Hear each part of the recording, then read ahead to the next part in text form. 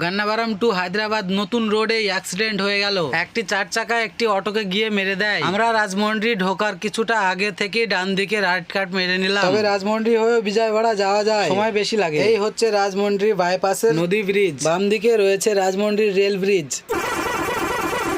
Hello guys, road king ভাই চ্যানেলে আপনাদের স্বাগত। আজকে আবারও একটি নিয়ে চলে আসলাম, সুন্দর একটি ভিডিওটি পুরো দেখতে থাকুন, আশা করছি ভালো লাগবে। রোড কিং ভাই চ্যানেলে যদি কেউ নতুন হয়ে থাকো তাহলে সাবস্ক্রাইব করে নেবে, আর পেজ থেকে দেখলে ফলো করে নেবে। আমরা আগের ভিডিও দেখিয়েছিলাম বিহারের গয়া থেকে ডাল লোড হয়েছে, আর সেই ডাল নিয়ে যাচ্ছি আমরা বিজয়বাড়া। আজকে সমস্ত কিছু দেখাবো এই ভিডিওর মাধ্যমে। আমরা এখন রয়েছি ঝাড়খণ্ডের ভেতরে। আমাদের এই ঘাটির রাস্তাটি সিঙ্গেল রাস্তা হলেও দেখুন কত সুন্দর তার দৃশ্যগুলো। আসলে এই রাস্তাটি সিঙ্গেল রাস্তা নয়, এটা একটি 1x1 রাস্তা। যাওয়ার জন্য এই রাস্তাটি রয়েছে, আসার জন্য উপর দিয়ে একটি রাস্তা রয়েছে, ওই দিক দিয়ে আসে। রাস্তাগুলো এত সুন্দর লাগার কারণ রাস্তাগুলো পাহাড় কেটেই বানানো হয়েছে, যেটা আপনারা নিজের চোখে দেখতে পাচ্ছেন। এই রাস্তাটি আসলে অনেকটাই চড়ায় রয়েছে। এখান থেকে সারাদিন সারা রাত্রি আসার পর পরের দিন দুপুর বেলায় রাজমন্ডি টাউনে ঢোকার আগে ডান দিকে কাট নিয়ে নিলাম। ডান দিকে কাট নেওয়ার পরে কিছুটা আসার পরে চলে আসি আমরা রাজমন্ডি বাইপাসে নদী ব্রিজ। বাম দিকে রয়েছে রাজমন্ডি রেল ব্রিজ। আসলে রাজমন্ডি হয়েও বিজয়বাড়া যাওয়া যায়, তবে আমরা এই রাস্তা দিয়ে যাতায়াত করি। যেহেতু এই রাস্তাটি বাইপাস, তাই আমরা সহ আরো অনেকের এই দিক দিয়ে যাতায়াত করে। 100% এর মধ্যে 99% এই দিক দিয়ে যাতায়াত করে। রাজমন্ডি টাউনের ভেতর দিয়ে গেলে অনেকটা জ্যামে পড়তে হয় আর টাইম নষ্ট হওয়ার সম্ভাবনা থাকে। সেই কারণে আমরা এই রাস্তাটাই সবসময় বেছে নিই। সেই রাস্তার কোনো যাওয়ার প্রয়োজন হলে তবে আমরা যাওয়া আসা করি। আপনাদের সঙ্গে কথা বলতে বলতে আমরা চলে আসি সেই নতুন রাস্তা